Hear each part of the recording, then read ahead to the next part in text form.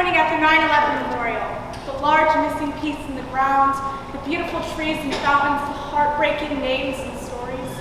I can't imagine what it would be like to go through the actual museum. I think that's why my parents wouldn't let us inside. They knew it would be too much. 8:14 a.m. Flight 11 is hijacked. I've never been in an airport where I didn't have to take off my shoes, empty my bags into a bin, and watch people get scanned and stopped randomly in line. 9:03 a.m. Flight 175 passes from the South Tower of the World Trade Center.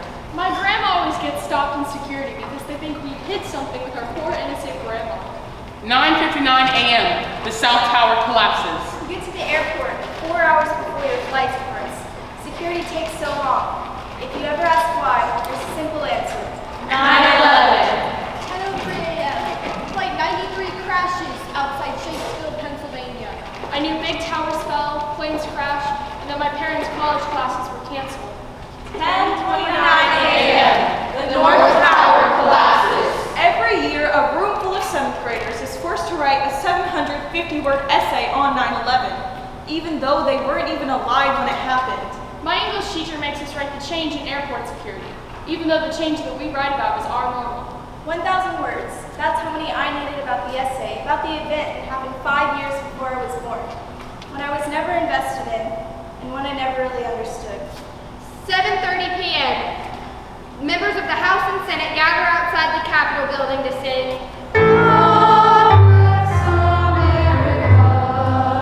9/11's like a box my English teacher would pull out every September that holds the same prompt for the same essays we write every year. 9/11 is like that old box of Christmas decorations in your attic.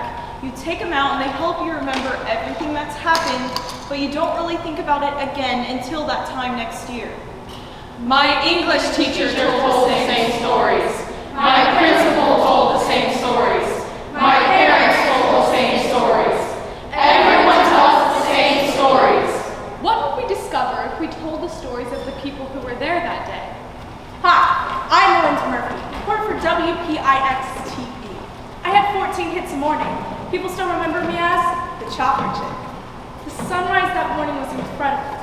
We actually commented about how beautiful the World Trade Centers looked reflecting this gorgeous red, crimson sunrise like you've never seen. It was the perfect fall day. A little touch of autumn in the air, but in its own way, a new beginning. One of those back-to-school September days. The sky was so pure, the air was so crisp, Everything was perfect. It's like the air was so clean. a really nice morning weather-wise. As pilots, we stay Clear blue and 22. it's clear sky, cloud in the sky. One of the prettiest days I've ever flown. Literally, there was not a cloud in the sky. The visibility must have been more than 100 miles. It was crystal clear. One of the most gorgeous days of the year. So blue, deep blue, deep blue, cobalt blue, cerulean blue, the bluest of blues. One of those days that you wish you could put in a bottle.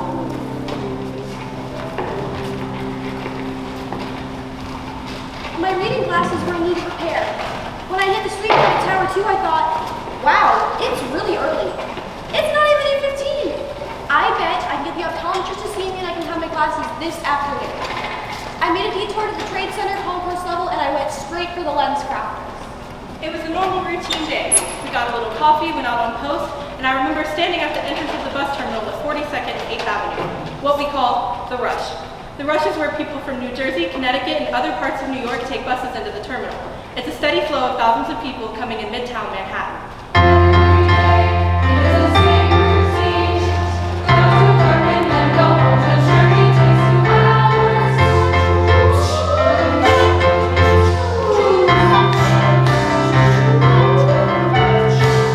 You get on the 78th floor and you go to the 78th floor, the Sky Lobby. From there, you get on another elevator bank to the 90th floor. The ride to the 78th floor was so fast you could actually feel your ears pop.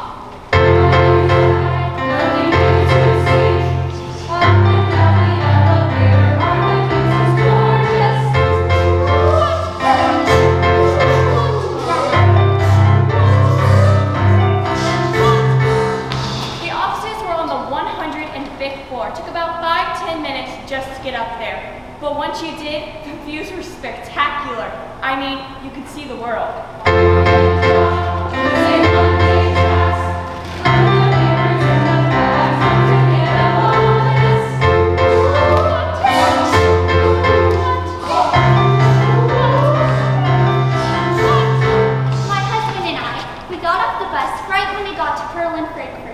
We would walk up the block, following the Brooklyn Bridge and coming down until we got to City Hall Park. And then we would say goodbye. He would go his way and I would go down to the World Trade Center.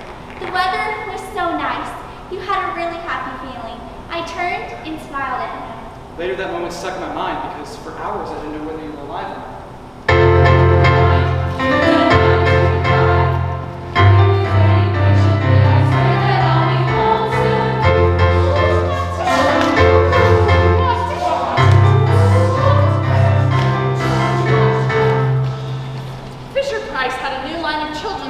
Called Rescue Heroes that kids loved. They wanted a New York City firefighter and they wanted to call him Billy Blazes. They wanted to do a big press conference and introduce this new rescue hero to the world. I was scratching my head with the executives and I said, 911 is the emergency phone number in New York City. Why don't we have a 911 day in New York? So on 9/11 at 9 o'clock every morning, every TV station in New York City was waiting for me at the Rockefeller Center to introduce this new rescue hero. Dan Potter, firefighter, husband of Jane Potter. My wife actually worked at the World Trade Center. Every morning I would say to him the last line of this movie, the story of Christ. Just remember, Jesus said, I'm always with you. I made her an asparagus omelet for breakfast. And that's how I would leave him in the morning as I would go to work. And then she went to work. Pascal Pizzelli, husband of Louise Pizzelli. I remember I was up late watching Monday Night Football, so I was a little late getting into work. Didn't get in until probably around 9. I worked on the 64th floor. I was studying for my lieutenant's test in October. I parked at a pickup at the base of the World Trade Center, Tin House. It was the house that served ladders and engines. I never knew that up to 50,000 people worked at the Twin Towers. And an additional 40,000 passed through the complex. 8:46 a.m. Flight 11 crashes into the north face of the North Tower of the World Trade Center. It was during the express elevator part of the trip that I felt what was the plane hitting the building, the impact. The elevator shook violently, the lights flickered. Then I got to my office and I went right up to my boss, Pat Hoey, at that time. Pat, do you know what happened? I don't know. I'm trying to find out. Everything seemed pretty normal, so right away I phoned my wife at Louise. She was at home and 7.5 months pregnant. It was around 8:30, 8:45, and the phone rang. I was thrown out of my chair, like thrown. There was this huge explosion and the building started shaking back and forth. Smoke filled the air immediately. Luckily, we were right beside a staircase because our floor was completely involved with fire. I heard maybe 4 or 5 survivors above us. What's the matter? Is everything okay? Everything's fine. Don't be alarmed. I'm here at work. But turn on the television. Something happened to the building. I turned on the television. I didn't have to search at all. Any station I went on, I saw the top of his building was on fire. Oh my gosh, Pascal! Your building's on fire! Why are you calling me? You're saying a plane hit the building. But whatever was happening, I thought I would be okay. Eventually, we were going to get out. And it was never just planned of just, hey, let's leave. One particular phone call I remember is from his cousin, Ralph. Don't worry. Pascal's gonna get out. It's gonna be okay. Did you hear from him? Yeah, we spoke. And as I was on the phone with him, we both saw the second plane hit at the same time.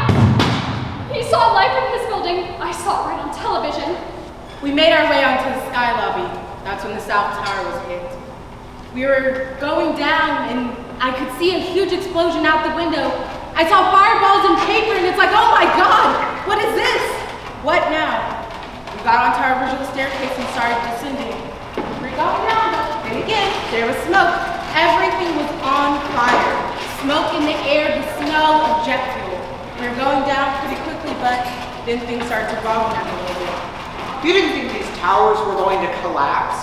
Sure, this is the most massive fire you've ever seen, but as you're looking, you don't really know the extent of the damage. I just assumed we were going to get up there and put it out. We were going down to 11, 10, and on like 8, and I started yelling at people, move it, move it. We're almost out of here. Move it. The lobby was completely devastated. There was glass all over. I started to see police put out barricades. That's when I saw the bodies. They were in big pieces and they were in small pieces. I remember looking up the South Tower and seeing fire, and I saw firemen. Jean was up there. I don't know where she is, but she has to be on the roof. Okay, I was absolutely convinced that she had to be on the roof. I just need to get a team up and get up there and get her down. Captain J. Jonas, ladder 6. I could start to see from our firehouse in Chinatown the black plume of smoke going across the sky. Everybody, get your gear on, let's get going! Engine 10 transmitted a second alarm and 1060 signal, which is massive casualties. I'm a C5, C6 quadriplegic, so I can function and get around in my wheelchair. I remember that the building suddenly swayed, and that it swayed in one direction only. I looked out the north window and I could see debris raining down. I must have been in a state of shock. The thing that brought me out of it was my supervisor shouting, "Some expletive!" He was outside my cubicle saying we had to evacuate. It looked fake, to be honest. There was an airplane-shaped hole in the side of the North Tower with fire and smoke coming out of it. I still can't believe how bad it looked. I had been there in 1993 when the World Trade Center was bombed. Different job, same floor. It took us 6 hours to get out. After the 1993 bombing, the World Trade Center purchased these evacuation chairs. John, do you know where your chair is? They made it very clear I was going with them, one way or another. Fire was above and there was nothing below. And not thinking of the collapse, we wanted to keep the stairwell clear, to have the firemen reach the point of impact. We started down the staircase with John Abruzzo in the evacuation chair. We had to get a routine going, so we decided 2 people at the bottom and 2 people at the top. We had 8 people who were actively taking him down, 2 people at a time. We wanted to make time, but they weren't sure exactly how the chair worked or how it would handle. I don't think the manufacturer even thought of the chair going down 69 flights. We kept switching our team. The 2 guys holding handles at the top would move to the bottom for 5 floors. Then once you reached the bottom, you would switch off with 2 other guys. The firefighters kept shouting and encouraging us. I was heading down to the ground floor lobby command post when I ran into ladder 3 and Captain Patty Brown. Patty was an almost larger-than-life type of person, very highly respected by everyone in the fire department. Jay, don't even report to the command post. They're just going to send you upstairs. Let me check in first. I'll meet you upstairs. Come on, please, fire. This is strictly a rescue mission. 9:03 a.m. Flight 175 crashes into the north face of the North Tower of the World Trade Center. It looks like something is dripping off the building. Hey, what's that dripping? I don't know, but our camera's pretty strong. I can zoom in. So we zoom in, and we see people jumping.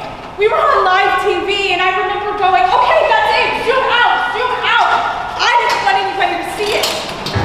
I heard this terrifying sound, something crashing. That was a body.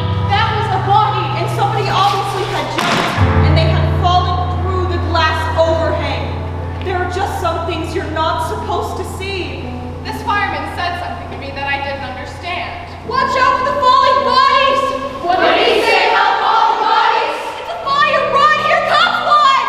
I froze and looked up into that beautiful bright blue sky. I saw a fellow spread eagle coming out of the sky. There were a lot of bodies that were coming down. I saw daisy chains of 4 people grabbing hands, going down. I've been in this business for 26 years. I've done everything under the sun. I've been involved in gun battles and I've had people that were killed. But I never felt as I did that morning. The one that struck me the most, it was almost like my eyes zoomed up on him. When he jumped like he was on a cross, like Jesus. When he jumped, he went down. Down, down, down. I've been in this business for 26 years. I've done everything under the sun. I've been involved in gun battles and I've had people that were killed, but I never felt as I did that morning. You couldn't look at these people and ask them to stop. Or make them stop. I never knew that approximately 200 people jumped from the towers, counting from 1 in 15 until death in the attacks. John Cordier, New York Post. I'm Michelle and James' older brother. I'm one of 7 kids. I was working at the old New York Post building on the east side, and Jimmy called to let me know that the plane had hit Tower 1, and that Michelle was in there, that we needed to get together, make a plan so we could handle the situation. I got on my motorcycle and I rode about a block and a half away from the World Trade Center. I tried calling my brother James, but he didn't pick up. And I tried calling my parents, and I guess their line was busy. I tried calling my sister Marie at her job. Marie, they're evacuating the building. They don't know if it's a plane or a bomb, but I'm leaving. We're all worried words for each other. We're a very tight-knit family. He was on an assignment for a company called P.E. Stone. It was some contract for some electrical work for Aon. Jimmy was there working on the 105th floor of the South Tower, along with several other co-workers from P.E. Stone. When I made it to the last step, I remember feeling really good. Like, okay, this is the last step. This is the last step, everybody.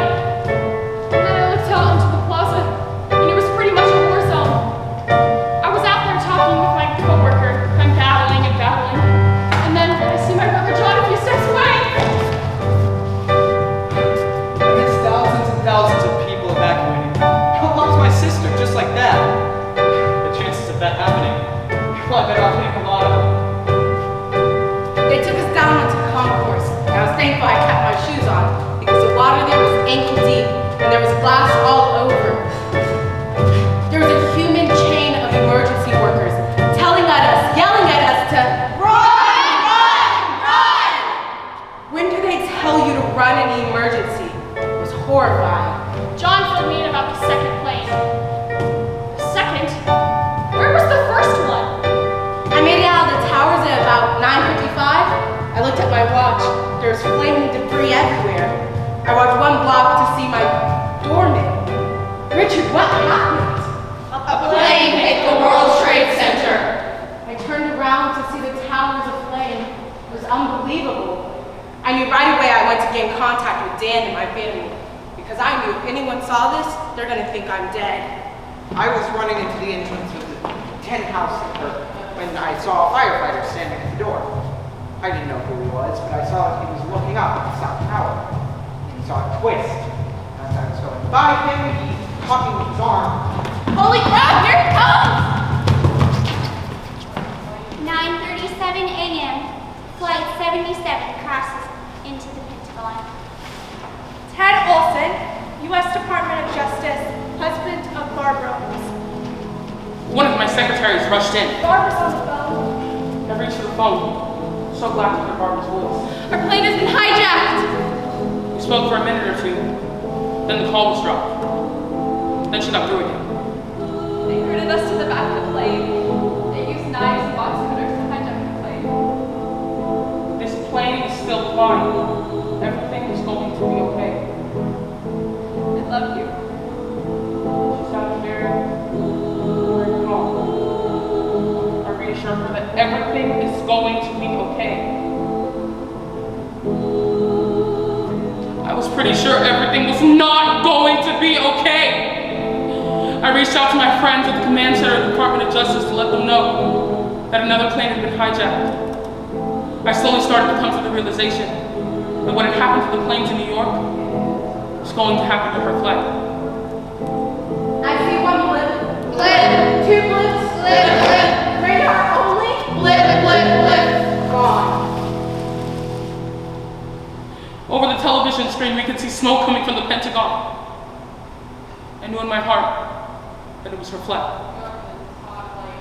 Sheila Denise Moody, accountant in the Pentagon.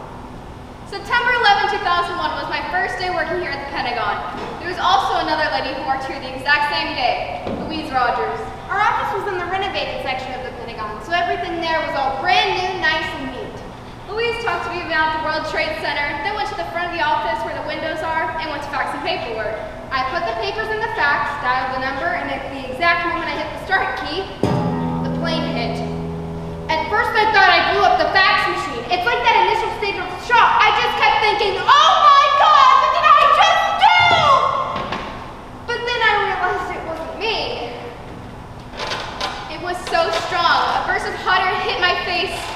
My eyes closed. When I opened my eyes, there was debris and things falling from the ceiling. And the ceiling opened up and I was covered in some liquid.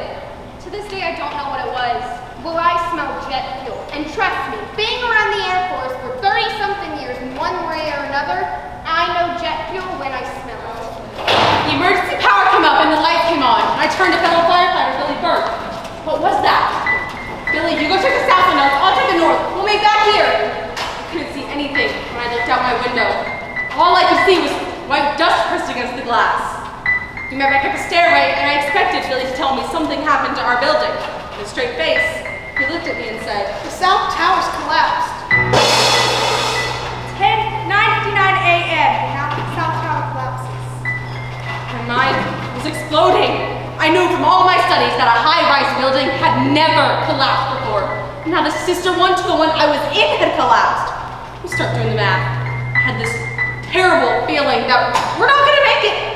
We're on the 27th floor. We're in no man's land. I wonder how many firefighters have already died. All right, this is no longer a rescue mission for us. If that one can go, this one can go. We need to get out of here. You mean we gotta go down now? We came all this way for nothing? We made it to the 20th floor, and I remember hearing a rumble. We knew we had to get out and not stop for anything. We made it out the West Street entrance. There was guys everywhere. They had to physically pick the chair up off the ground to set them on the street. It took an hour and a half to get from the 69th floor to street level. If it had not been for the evacuation chair and the 10 people who helped me, I would not have made it. It wasn't until we felt the building shake and vibrate that we started questioning. Okay, now this is getting more serious. First it was a faint sound. It came closer and closer. The sound was so deafening. Am I gonna die? Maybe it's my time. How do I outrun this? I was in a state of shock. A police officer took my arm and took me down into the subway. It went deeper, deeper, deeper. The second building to get hit started to crumble and come down. I kept thinking, that building's just like his building. Steve and I looked at each other. What are we still doing here? Let's get the hell out. We gathered rags, flashlights, whatever we could find, not knowing what we would encounter on the way down. All right, let's go. On the way down, we did encounter some firemen sitting on the stairs, tired and sweating with fear. Keep moving, keep going, straight down, keep moving. Radios must have not been working. If they knew too that Tower 2 had collapsed, they'd be going down with us. But instead, we're going up. I'm praying that I hear the thumping and it's him, and he's going to tell me that he's out or somewhere away. I walked into gray dust. I was soaked because in concourse, water was dripping from the ceiling.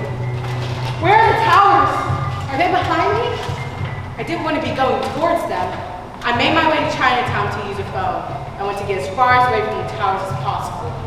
I started to see people emerge from wherever they had taken shelter from the tower. The South Tower's just collapsed. Yes, I think it was the South Tower. I don't know where my wife is. I have to find her. The period of time between the two collapses was the scariest. The unknown was about to come up and get you. It was like watching those old Frankenstein movies when you were a kid. The scary music playing in the background. That was the most anxiety I had the whole day. Over the radio, I did hear Chief Pete Hayden calling for evacuation. This is Command Post Ladder 3. Captain Patty Brown, evacuate the building. I refuse the order. I'm on the 44th floor. I've got too many burned people up here. I'm not leaving them. Even in that high anxiety situation, I thought, that's incredible. It was an incredible act of bravery. We kept going, and around the 20th floor, we ran into Josephine Harris. She was 1 or 2 weeks shy of her 60th birthday, and probably physically could not take another step. Hey, Kat, what are we doing? Of course we're going to help her. Looking back on it now, it was a pretty easy decision to make, except it wasn't. Not only was I endangering myself, I was responsible for 5 other firefighters and their families. That's just not an easy decision to make. All right, bring her with us. And we did. We kept going, and around the 4th floor, Josephine Harris fell to the floor. You have to go, just leave me here. We are not going to leave you. I never knew that before 9/11, the tallest tower to collapse was only 25 stories. 10:03 a.m. Flight 93 crashes outside of Shanksville, Pennsylvania. Hey, somebody is reporting a... Hijacking in progress! What? Hijacking!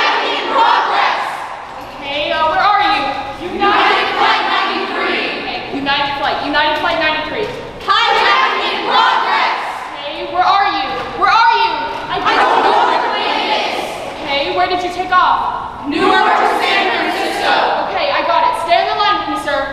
I don't know what's going on. What's your name, sir? Sir, can you still hear me? Dina Burnett, wife of Flight 93 passenger Tom Burnett. The phone rang, and I saw from the caller ID that it was Tom's cell phone. I was relieved, thinking that if he was on his phone, he was in the airport somewhere, it was fine. Tom, are you okay? No, I'm not. I'm on an airplane that's been hijacked. It's United Flight 93. They've already knifed a guy. I think one of them has a gun. Dina, just listen. Please call the authorities. And he hung up. As I was explaining Tom's phone call to the FBI, the phone rang again on call waiting. I have to go. Call me back. I clicked over. The first thing Tom said was, They're in the cockpit. I told him about the World Trade Center. He hadn't known about it yet. Oh my God, it's a suicide mission.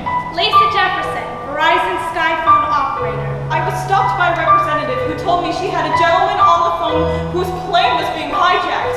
I immediately went over. Dina. I said, Tom, you're okay. Thinking that he had survived the plane crash at the Pentagon.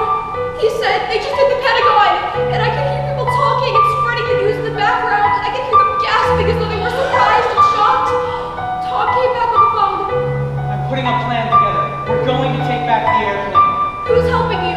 Different people. Several people. There's a group of us. Don't worry. We're going to do something. I'm going to call you back.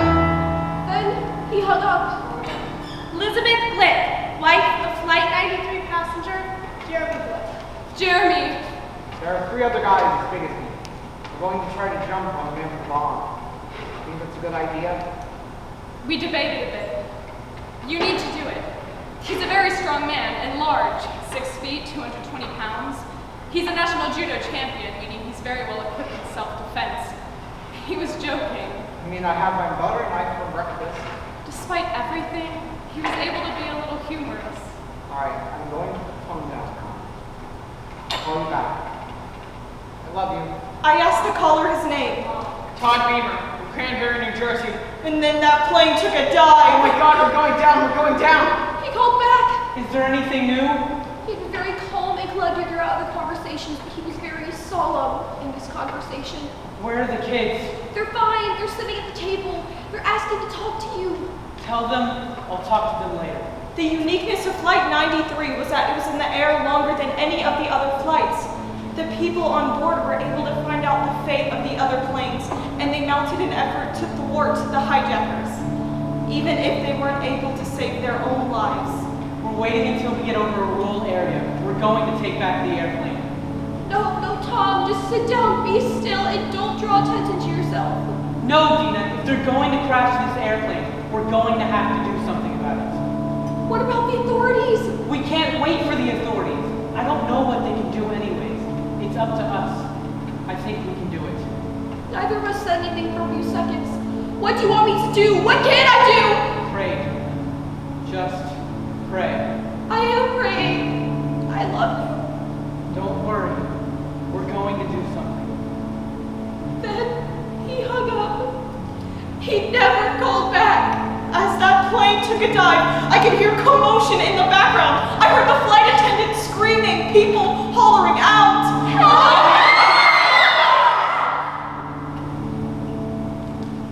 If I don't make it, would you please call my wife? I told him I would, but I asked him if he would like me to connect him to her right then. No. Not long. We're expecting our 3rd child in January. I don't want to upset her. He gave me his home phone number, and then Todd turned to someone. Are you ready? Okay, let's roll. That was the last thing I heard. I didn't want to listen to what happened, so I handed the phone to my dad. He said he heard a series of screams, and then a series of more screams, and then it sounded like a roller coaster. And then there was nothing.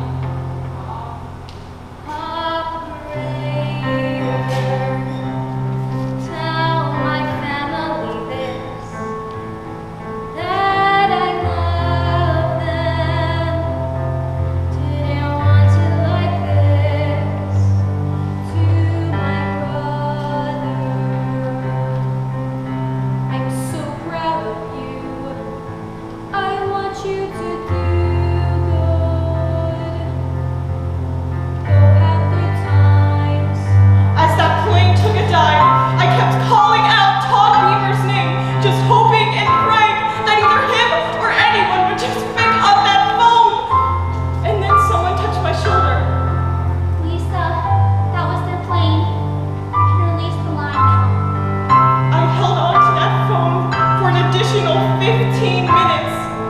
just praying for an answer. To my sister, I did at last stop your searching. You need to move past. My dad stayed on the line for over 2 hours, hoping beyond hope. To my prospect, life won't be the same, but you will make it. Right now there is pain. I kept waiting. Held onto that phone for nearly 3 hours, waiting for him to call back. I didn't want to miss his phone call, so I just sat there. To my daughter, Mommy was brave, and I will hold you again one day. I never knew that the flight attendant's boiled water had been thrown on the hijacking wall. I never knew that 2,000 text messages were sent to the passengers of Flight 93. We made it not that far. We went to a deli. The deli store owner was like, take anything, take water, take whatever you want. At that point, John had his water, I had mine, and I remember grabbing one of my favorite names. Once we walked out, we went over to my bike and it was completely covered in soot. I hope it starts. Please start. It fired right up. We got on and we drove out. We slowly left and there was people taking pictures of us, covered in soot, leaving. I was completely disoriented. I had no idea where we were going. We only had one goal, and that was to make it home. I remember Michelle asked about James. He probably got off on the west side, that's what I thought. Just pray, Michelle. Just pray. Focus was obviously to try to find my wife, but I was still a firefighter. There are victims you had to help out, make sure they're okay. Obviously, there's always that ringing in my head. I don't know where my wife is, I don't know if she's alive, I don't know how she's doing. But you can't just not call a firefighter. Just then I started hearing this sound, and a police officer came running toward me and saying, "The North Tower is going to collapse any second now." Then I started hearing it crumbling. I was in Chinatown when the North Tower collapsed. 10:29. North Tower collapses. The floor started to have wave-like ripples in it. All of a sudden, the building started to shake violently. I must have dove down around 5 or 6 different stairs. I pulled myself into a corner, curled up basically into a fetal position. It was so loud, I heard people screaming. It sounded like boulders or whatever. Great type of noise. In that split second, I thought the wall I was laying against was going to crack open. The sound was deafening. I heard sound so eerie like fingernails on a chalkboard. The loudest sound I had ever heard. I can't even give you an analogy. Like 6 or 8 subway cars pulling into the station at the same time. Like 1,000 freight trains crashed. Like an incoming missile. Like an avalanche. Like a giant chandelier, all glass breaking. Like 30,000 jets taking off.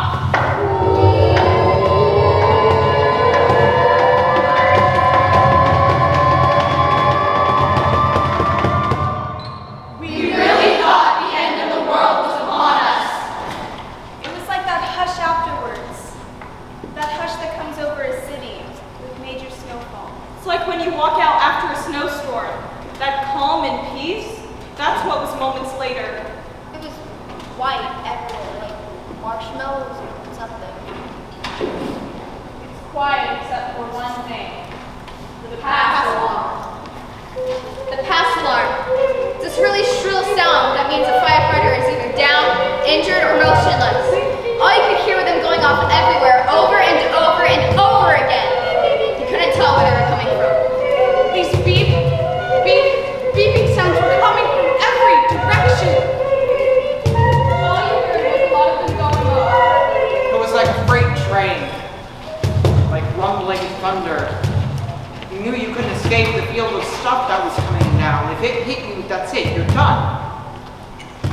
smoke. It was like eating woolen gray socks.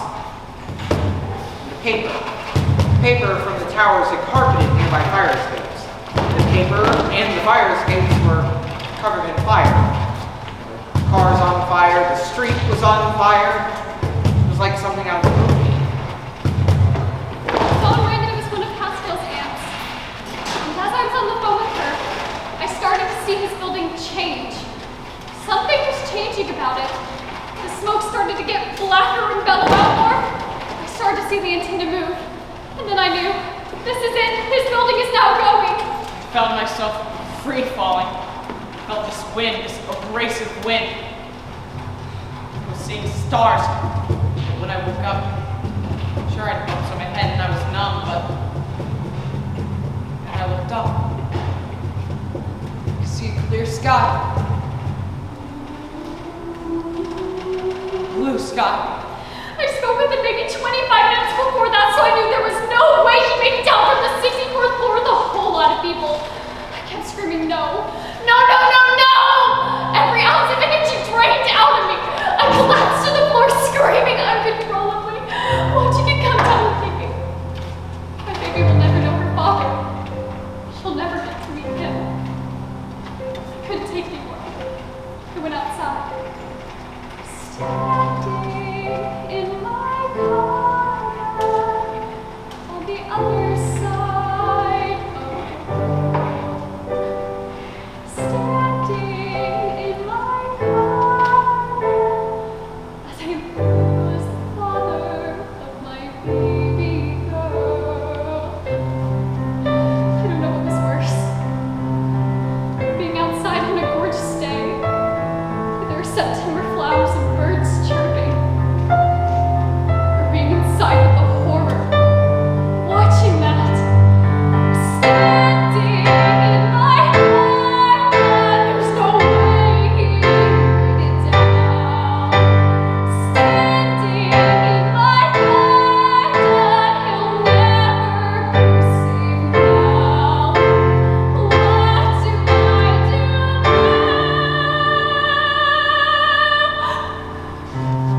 I couldn't have found the flowers in my garden. And my husband, I watched him die, along with thousands of others. Standing in my garden, I'm trying to cry. Standing in my garden, I watch those people die. I watched my husband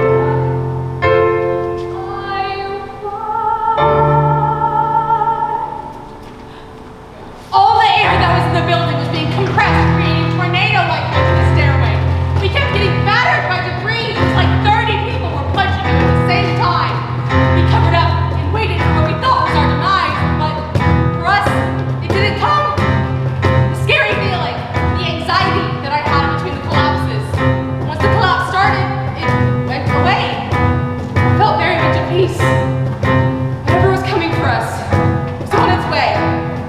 Then, just before it got to us, it stopped. We're trying to figure out what happened. We're alive, we're coughing and gagging. And we have very limited visibility. I can see walls of steel twisted around a stairway that's still intact, but filled with debris. There are no lights. Somebody hear me. I'm trapped beneath the wind. Somebody hear me. I thought that I was dead. Somebody hear me. I gasp for air. Please take me from this place. I was on the 22nd floor. Now I was on the, what, the 4th floor? I basically fell 22 floors. I started calling out for help. Somebody hear me. It's just another day. Can somebody hear me? I slept right over there. Can somebody hear me? My friend is shaking, there was no escape. I started sending out mayday messages. Mayday, mayday, mayday! This is ladder 6. We're in stairway B and we're trapped. Okay, we got you guys recorded.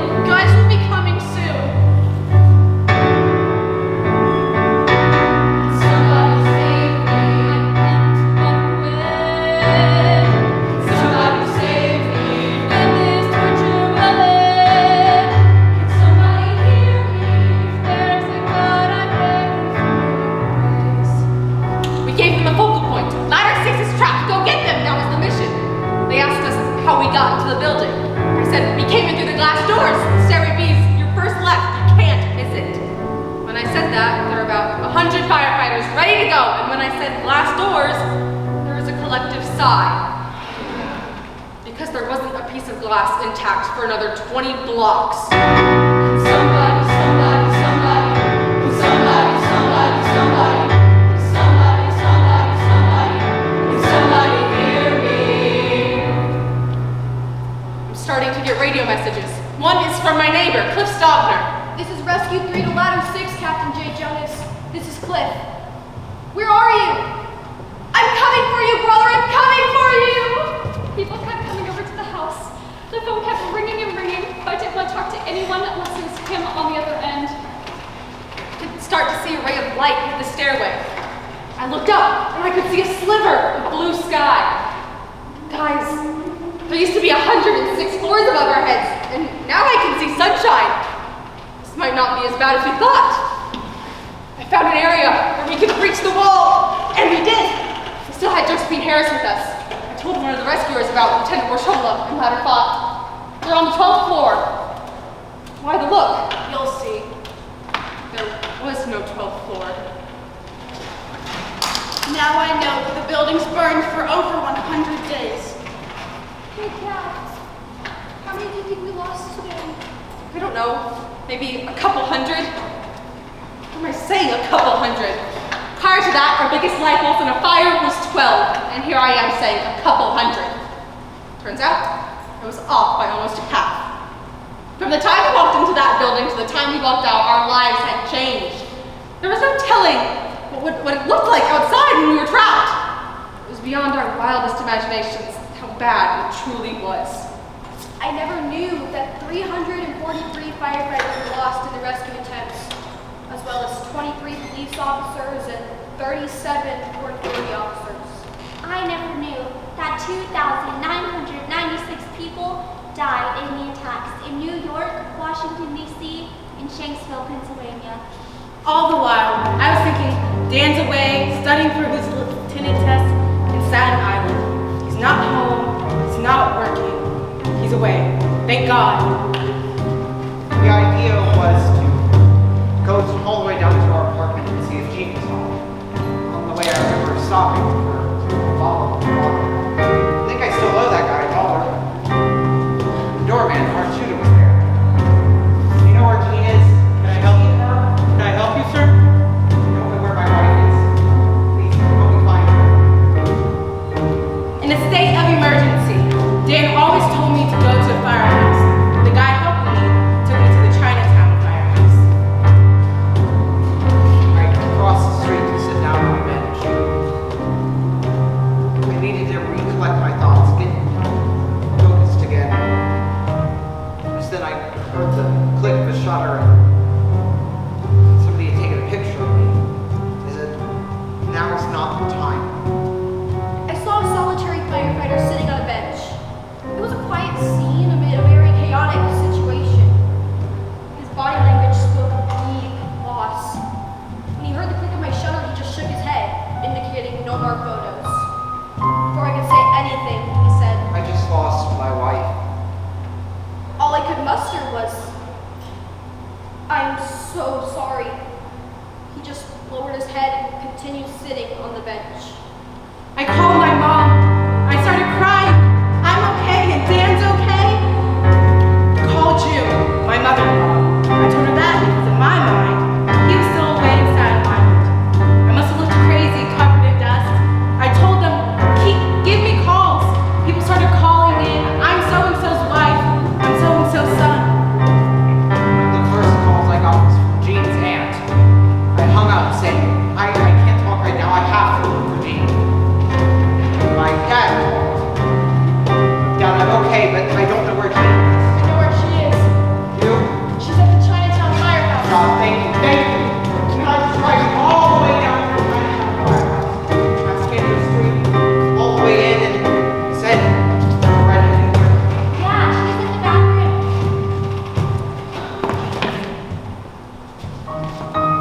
He picked me up in bunker gear, and his eyes were bloodshot red from the debris and dust. I expected him to pick me up in regular clothes. Instead, he was covered, and his eyes were bloodshot red. She was shaking. covered in dust, visibly upset. What do you want to do? Where do you want to go? Our life is like scrambled eggs. We survived and we made it, but everything changed. We survived and everything changed. Finally made it to my parents' house. We were still covered in that soot from head to toe, both of us. I remember once we got inside, Michelle hugged my mother. And she asked about James. And I looked up at my father. I couldn't get to him. I couldn't do it. It was on the 22nd floor when the building collapsed. And now I was at the height of the rubble, which, if the building was still standing, would have been the 4th floor. I basically fell 18 floors. I was on a little pile of rubble with my feet dangling from the knees down. I started calling out for people that I was with. No one answered. Then I saw firemen below me searching the rubble. I started calling out for help from them. Hey, help! I'm up here! What do you need? I'm stuck. I can't get down. You need a rope or something? Whatever you need me to do, just tell me. Hold on, I'll get you in a second. Who are you with? Because I had a white shirt on and black pants, they thought I was just another fireman searching the rubble who got stuck. I was in the building when it collapsed. I'm stuck. I can't even move. Holy crap, guys, we gotta survive her! They got on their radios, and thankfully they formed a huge line of firemen. They brought over a plastic gurney, and they strapped me to it, and they dragged me across the rubble. Then they placed me into an ambulance. Alright, so what hurts? Before we get to that, I need a cell phone. My wife, she's at home, she's 7.5 months pregnant. She knows I didn't get out of the building. I called my house. They actually answered. I walked by the kitchen, and I heard the phone ring. Luis, it's me, Pascal. Oh my gosh, Pascal! Oh my gosh, you're okay! I'm in an ambulance right now, borrowing one of the emergency cell phone workers' cell phones to call you. Oh my gosh, are you okay? Are you hurt? What happened? I don't know how, but I'm alive. I wanted to tell you. To know that he was okay. To know that my daughter, my future children would have a father. Nothing else mattered. I got home at around 8 o'clock that night. It was so nice to see my father, my mother, my wife Louise. I remember the first thing. My mother-in-law, she's from Italy, so her first thing was, Sit down, let me make you a sandwich. I never knew only 18 people were rescued from the rubble. 9 of the stories you just heard. I never knew that the rescue dogs became so depressed from not finding live victims that volunteers would bury themselves so they could find people alive. I never knew that from that day, some of the bodies were never found. In 2011, the firefighters of Ladder 6 served as pallbearers at the funeral of Josephine Harris, who died at age 69 for 10 years after all of them had been trapped in stairwell B. In her casket, there was a picture of a firefighter holding hands. On a day that will always be remembered for inconceivable devastation and unimaginable loss, the story of Josephine Harris and the firefighters of Ladder 6 is nothing short of miraculous. Cannot say something that happened to you is a miracle, but if she had not been there for us to save, we probably would not have made it out. The 6 firefighters asked that they be the ones to carry her in and out of the church. It was an honor to do this for her. We're very happy that she's in God's hands.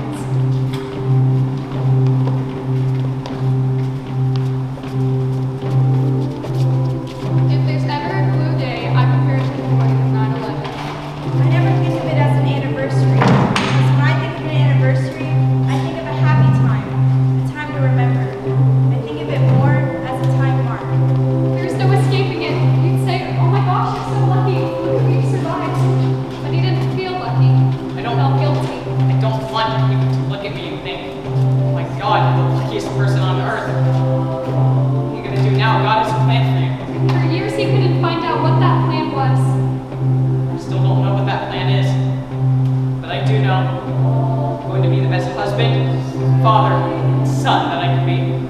That's how I'm going to